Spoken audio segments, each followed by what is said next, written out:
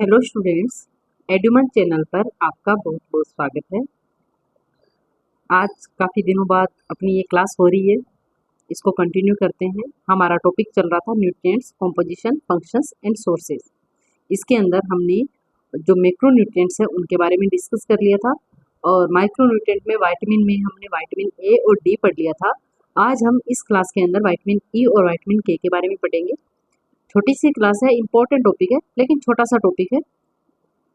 चलिए शुरू करते हैं आज का सेशन। सब लोग सेशन से जुड़ जाइए। Vitamin E. Vitamin E was first recognised in 1922 by Evans and Bishop as a dietary factor obtained from plant-based foods that was essential for normal reproduction in rabbits।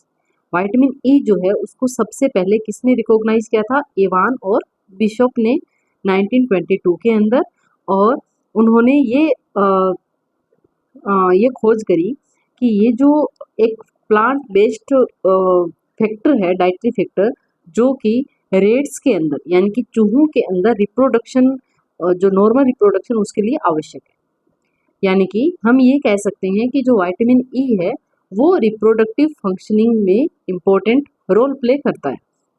In 1933, it was identified as essential for humans and found to comprise a range of substances known as tocopherols and tocotrienols।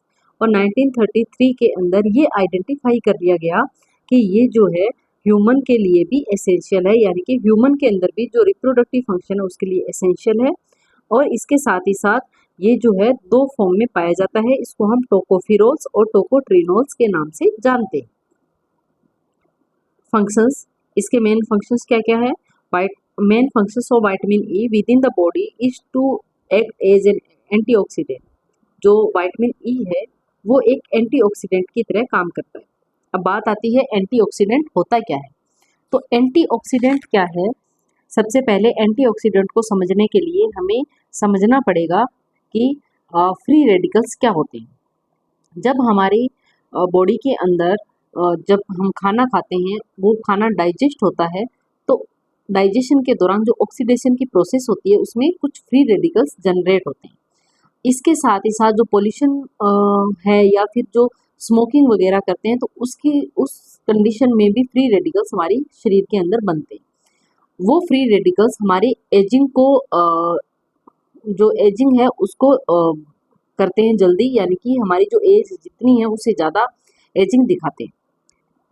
अब ये एक chain चलती रहती है free radicals की। इस chain को block करने के लिए जो विटामिन ई है, विटामिन सी है, सेलेनियम है, यानी कि जो एंटीऑक्सीडेंट्स हैं वो उस चेन को रोकते हैं। यानी कि जो फ्री रेडिकल्स है, जो ऑक्सीडेशन की प्रोसेस है उसको रोकने का काम करने वाले जो भी फैक्टर्स होते हैं उनको हम एंटीऑक्सीडेंट कहते हैं। एंटी का मतलब विरोधी, ऑक्सीडेंट यानी कि जो ऑक्सीडेशन की प्रोसेस है उसके दौरान जो फ्री रेडिकल्स बनते हैं उनको रोकने वाले कारक।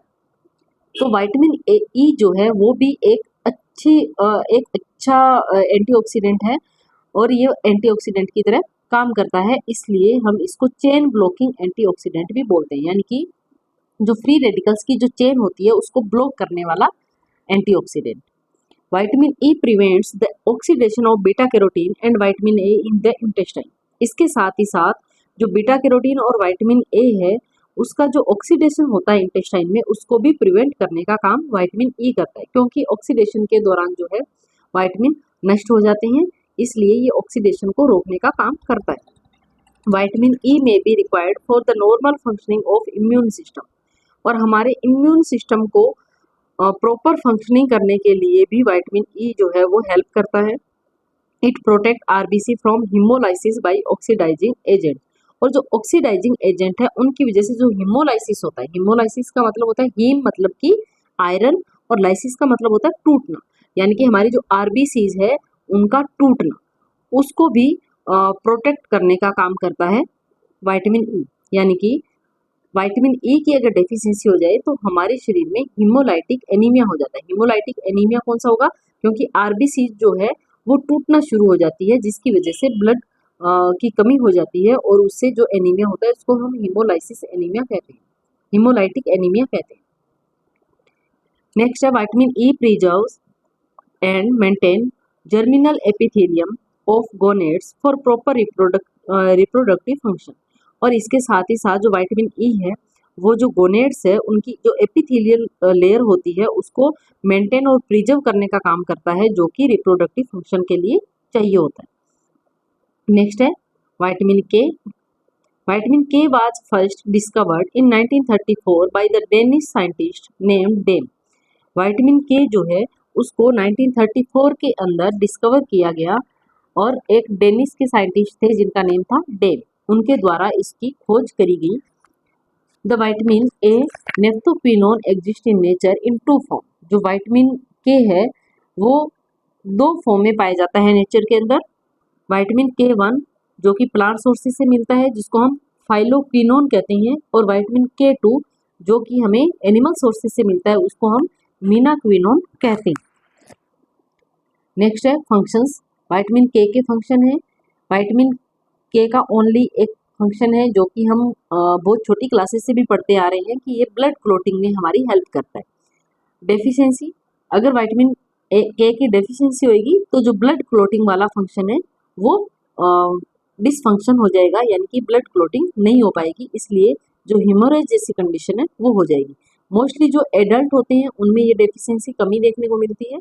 इन्फेंट के अंदर या नियोनेटल एज में जो हेमोरेज वाली कंडीशन है वो हमें देखने को मिल जाती है। तो ये छोटा सा आपका एक टॉपिक था विटामिन ई और विटामिन के का। छोटा टॉपिक है लेकिन ये काफ़ी इम्पोर्टेंट है, और इसमें से यही दो या तीन क्वेश्चन बनते हैं। एक तो इनके नेम पूछ लिए जाते हैं कि विटामिन ई का क्या नेम है, विटामिन के का क्या नेम है, तो वो तुम्हें इनके नेम याद रखने हैं। इसके साथ ही साथ इनके मेन जो फंक्शन है वो तुम्हें आना चाहिए। विटामिन ई जो है एक एंटीऑक्सीडेंट की तरह काम करता है, इसके साथ ही साथ हीमोलाइसिस को प्रिवेंट करने का काम करता है, और बीटा कैरोटीन और विटामिन ए के ऑक्सीडेशन को प्रिवेंट करता है। विटामिन के का काम है ब्लड क्लोटिंग के लिए ये जरूरी होता है। जब हमारे शरीर पर कहीं पर भी चोट लग जाती है तो जो ब्लड फ्लो होता है उसको क्लोट करने का काम विटामिन के ही करता है। अगर विटामिन के की डेफिशिएंसी होगी तो हमारे ब्लड क्लोटिंग नहीं हो पाएगी और एक्सेस में जो ब्लड है वो बह जाएगा, और इसकी वजह से कई बार डेथ भी हो जाती है। तो विटामिन के जो है ब्लड क्लोटिंग में हेल्प करता है। डेफिशिएंसी से क्या होगा, विटामिन ई की डेफिशिएंसी से जो रिप्रोडक्टिव फंक्शन है वो डिस्टर्ब हो जाएगा, और विटामिन के की डेफिशिएंसी से जो हेमोरेज जैसी कंडीशन है वो हो जाएगी, यानी कि जो ब्लड बहता है चोट लगने के बाद में वो नहीं रुक पाएगा क्योंकि उसका क्लोटिंग नहीं हो पाएगी। इस वजह से जो है वो बहुत ऐसे कई बार डेथ जैसी भी कंडीशन हो जाती है। तो इस तरह से एक छोटा सा टॉपिक था, उसको हमने इस वीडियो के अंदर कवर किया है।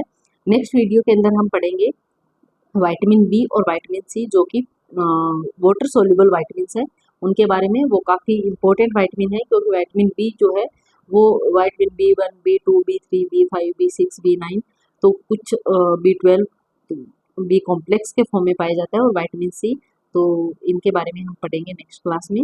तब तक के लिए थैंक यू, मिलते हैं नेक्स्ट क्लास में।